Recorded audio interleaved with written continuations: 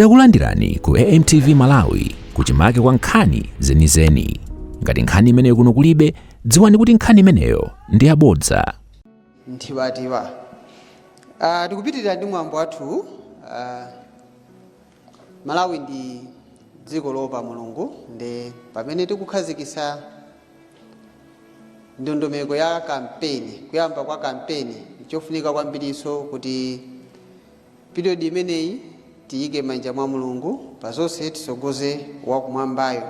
Ndi pano ndi pereke manja mwa a chairperson a Public Affairs Committee. Public Affairs Committee ndi bungwe la zipembezo Malawi muno. Mamembers ake ndi zipembezo ndi Monsignor Dr.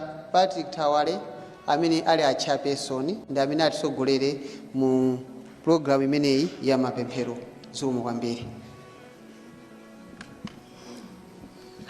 Maulemu aperekedwa kale ndipo ife a Public Affairs Committee amene ambiri ndatsogoleri a mipingo tifuna tithokoze Mulungu lero chifukwa fundo zimene zaperekedwa muno, fundo zotsogola kwambiri, ameki ndiponso achitetezo, ife tikunyadira. Koma monga amanena kuti a dance is no dance if nobody is dancing. A song is no song if nobody is singing. Tifuna tipemphere kuti zabwino zija zimene zakambidwa pano zikatsatidwe mmene tikuyamba kampeni yathu. Ndipo ife amipingo ntchito yathu nkupemphera. Anadandaula atenthani pano kuti ayina mmana chipewa kwina kwake adafunsa mwana wina akuti kodi ukamapemphera kodi kumaloledwa ovala chipewa? Adati ayi. Ndi adadzafunsanso kuti ndamva zimenezo, koma nanga ukakhala kuti wavala kale chipewa umaloledwa kupemphera? Timaloledwa kupemphera kuti patseko tizipewa techa. Komanso atenthani mnati tikudulani masakramenti. Ayi ndithu zonse zija mwalankhula ndi zoona zokhazokha. Ndipo timawerenga mu John chapter 8 kuti you will find the truth and the truth will set you free. So lero tifuna tinyadire. Inu azipani muli muno, enanso palibe mwina akumvera pa wireless kapena pakanema akuonera. Tifuna tikupempherereni kuti zija zakambidwa muno tikazitsatire. Kampeni yomatukwana wina yosathandiza.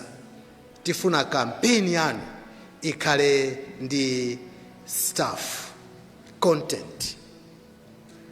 Talk about strong economy, improved health, top-notch hospitals. Talk about quality education at all levels. Talk about all-weather roads network. Talk about linking all districts with a rail line ships for our lovely lake. Talk about fighting corruption, upholding high integrity. Talk about enough staple food. Talk about big stadiums in each provincial capital. Talk about reducing unemployment, reducing deficit in the balance payments. Ifeyo amupingo timakonda zipani zonse, ndipo our prayer ndi kuti the best political party should win. Ndipo ena ngakhale matinena kuti awadyetsa chibani. Ayi ndifo khuta kale. Ndiye ife tifuna tikulimbikitseni kuti leroli mukhoza tidalira ife amipingo kuti tikupempherereni. Ndipo timapempherera onse. Pale short story kuti Ambuye Yesu adapita kuonera mpira, Ambuye Yesu amakondanso mpira. Ndiye timu imodzi itamwetsa, Ambuye adadumpha kusangalala kwambiri kuti timu yamwetsa. Akupitiza kusewera timu inayi chanso kumwetsa. Ambuye Yesu anadumphanso kwambiri nkusangalalira kuti Yesuyo asapota yani. Ndi Ambuye Yesu adati, ineyo am supporting the beauty of the football game. Ine ngakhale ndakalamba ndimakondosera tennis. Amene amadziwa tennis tikapikisane nkakupambanani. Tsiku lina tasera tennis, tikubwerapo ndi mzanga wina wa ku Ireland, dakumana nda sister ena aku Portugal, wawina ndani? My friend was so quick to reply. He told her, none of us has won, it is our friendship. So what we are praying for today is not necessarily for that political party to win, but for Malawi to win. The first person to offer a prayer will be Bishop Matonga, who is the Publicity Secretary for Public Affairs Committee. Bishop Matonga, you have the podium next to the cameraman.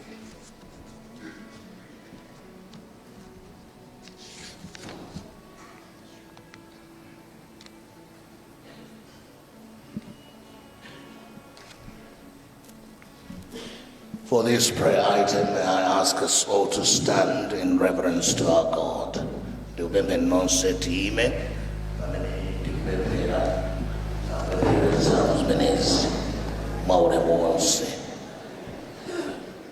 Let us pray together. Our Heavenly Father, with all humility, we come before your throne of grace. Firstly, with our hearts full of thanksgiving for bringing us together as a nation to this official launch of the campaign period for the general elections in September. We acknowledge your lordship. We acknowledge the fact that all governments are upon your shoulders, and your authority and your rule is over all kingdoms of the earth. We stand in awe of you and in acknowledgement of the fact that, God, you're the one that chooses leaders and places people in authority and in power. We are also mindful of the fact that you are the one that gives us the privilege and the grace to be able to, through votes, put people that you have preordained to be our leaders and to get into offices that they'll be voted into. And it is for that reason, Lord, that we want to pray for the campaign period and for the whole process, that it will be a peaceful process, a process that gives opportunities to all people that are going to be going out to campaign, and that there will be no section in this country that will be a no-go area for anyone, that all political parties, all citizens of this country will be allowed to crisscross the country, every village, every town, every city, to campaign peacefully without being intimidated or being threatened. It is our prayer, Father, that you would be with every politician, every stakeholder, that as they go across the country, there will indeed be issue-based campaign and campaign messages. We come against the spirit that loves to castigate others, to pull down others, use languages that are so annoying to others. We come against that spirit of violence. It is our prayer that there will be no violence throughout this campaign period, all the way to the time that voting does take place. So we pray for a peaceful Malawi, a peaceful season, and a peaceful people. May this peace continue, for we ask in the name of our Lord Jesus Christ. Amen. May I now ask Reverend Father Valeriano Ntseka, who is the Secretary General of the Catholic Bishops in Malawi.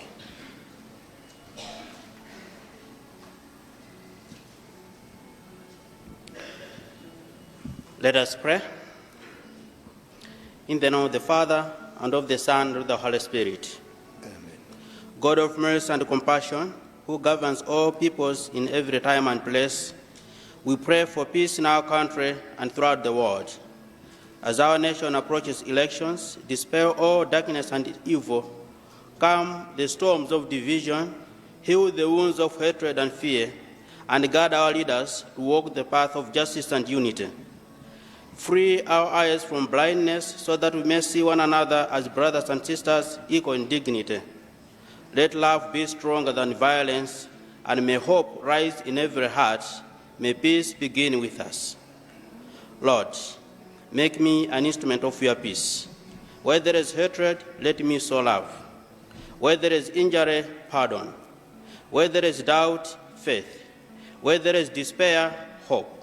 Where there is darkness, light. Where there is sadness, joy.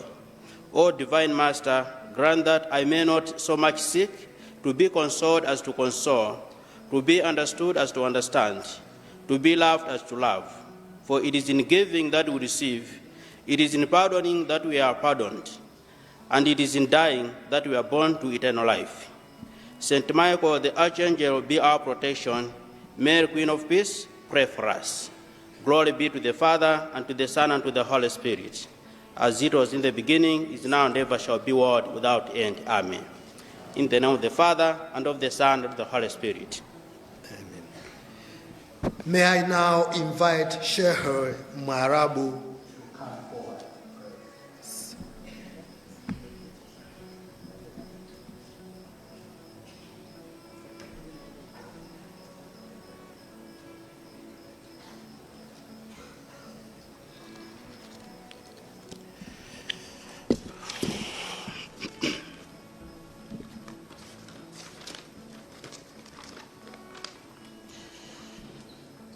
Bismillahir Rahmanir Rahim.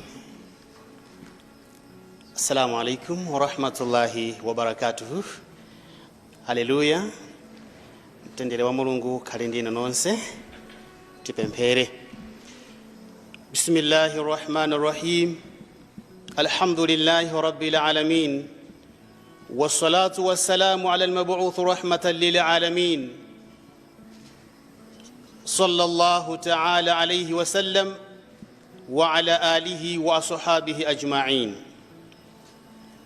Mzina la Mulungu mwini chifundo mwini chisoni chosata. Kuyamikidwa konse ndi kwa inu Allah mbuye wa zolengedwa zonse. Mtendere ndi madaliso wa Allah zikhale kwa atumiki onse amene anatumizidwa pa dziko lapansi kudzafalitsa uthenga wabwino. Ndi cholinga chakuti kwa amene angatsatire mwachoonadi akapeze chipulumutso pambuyo pa moyo uno.